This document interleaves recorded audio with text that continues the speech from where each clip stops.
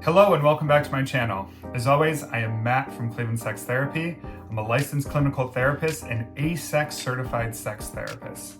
Today, in my second part of this deep dive into anal sex, I wanted to talk about how you can prep for it as well as how to make it extremely pleasurable. All right, let's talk about preparation. Did you know that 74% of millennials, as well as 70% of Gen Z and Gen Xers have tried anal sex before? Wild, right? Unfortunately, many of those individuals reported that pain occurred, and it's the number one reason why they're never going to try it again, as well as other people reporting that just the thought that pain could be experienced is what stops them from even trying it in the first place. So preparation is key for this to be a pain-free experience. Your three best friends along the way are going to be cleanliness, relaxation, and of course, lubrication. Cleanliness is super important. You want to make sure that the area is washed and clean before you go inserting anything into the anus. Some people use enemas for extra cleanliness, but that is totally up to you. If you do use an enema though, be careful. Extreme douching or over douching can do a lot more damage and cause way more harm to your body than not. Let me repeat that. No one needs to douche, okay?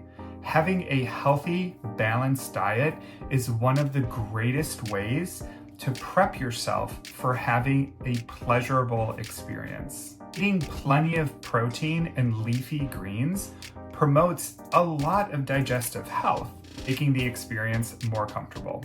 Next up, being relaxed is crucial. Set the mood, light some candles, dim the lights, engage in excessive foreplay. A warm bath beforehand can work wonders too.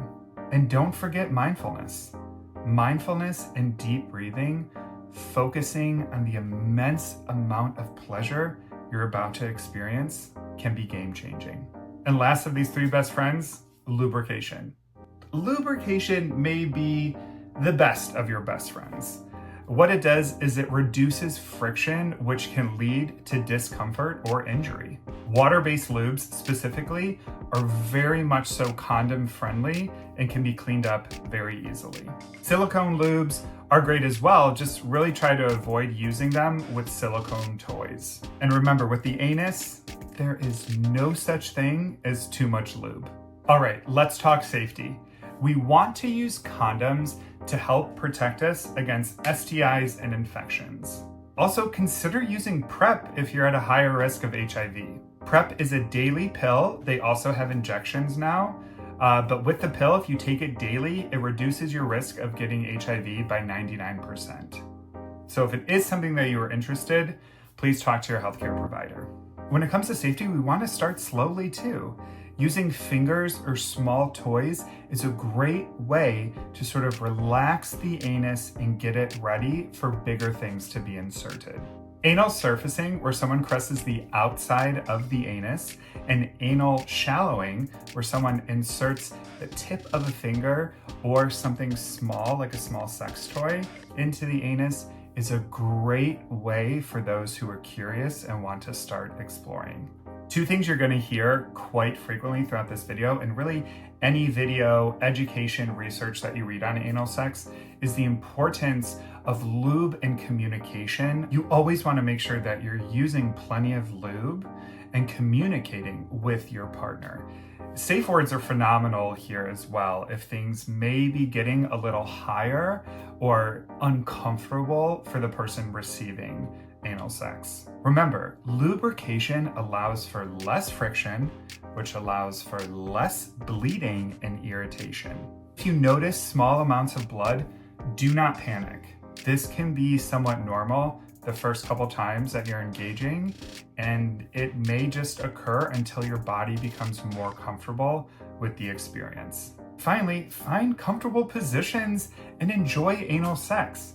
But remember that it should never hurt. it should never, never, never be so painful that you have to bite down on a pillow or that you're holding back a scream, unless you're consenting to that.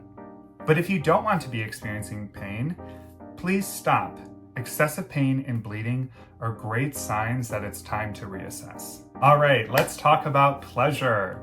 The anus is filled with erogenous zones, so anyone can experience pleasure, no matter their race, gender, or sexual orientation. All right, let this certified sex therapist give you a little bit of sex education and let you know why penetration can be so pleasurable for people. I can assume that most of you who are watching this video have heard of the G spot before. But have you heard of the P spot or the A spot? For AMAB individuals, or assigned male at birth, the P spot can be accessed anally, and it's through stimulating the prostate.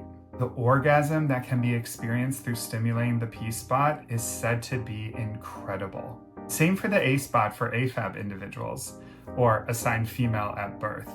This is stimulation of the anterior fornix, and this can be done vaginally or anally. No wonder AFAB individuals are reporting having more anal sex lately. As for all forms of sex, for enhanced pleasure, mix anal sex with other forms like oral stimulation or mutual masturbation. Experiment with different anal toys like dildos or butt plugs. You can use these to gradually increase the intensity over multiple sessions. Just remember, practice mindful breathing and relaxation throughout the entire experience. Lastly, let's not forget one of the best ways of not only relaxing the anus, but also increasing pleasure. Analingus, or stimulating the anus with one's lips or tongue, is a fantastic option. Hey, don't knock it till you've tried it. Remember, you are not licking an ass that is covered in feces. Unless that is something that you are into, no judgment here. But if you are concerned, and you're also curious, just shower ahead of time and clean the area. That will provide that relaxed and comfortable feeling that you're looking for. A quick note on aftercare. Aftercare is just as important as preparation. Cleanup after anal sex can help prevent infections. Take time to relax and make sure that you are both comfortable. A warm bath or massage can help ease the discomfort. Make sure to keep an eye out for infections, which can be unusual discharge or discomfort. Also, check in with your partner emotionally too. Talk about what you enjoyed and what you want to try next time. Make sure you both are feeling satisfied and respected. All right, let's wrap up talking about stigma. It's important to be fighting the stigma against anal sex. Negative attitudes and misinformation creates unnecessary shame for all of us in this world. Understanding that anal sex is a perfectly normal and healthy way of sexual expression reduces the shame in all of us. By talking openly and honestly about it, we can promote a more inclusive and sex-positive society. Remember, everyone deserves to enjoy their sexuality without judgment. Thank you all for joining me today, and if you like this video, please give it a thumbs up and subscribe to my channel. And if you have any questions, please put them in the comments below. Until next time.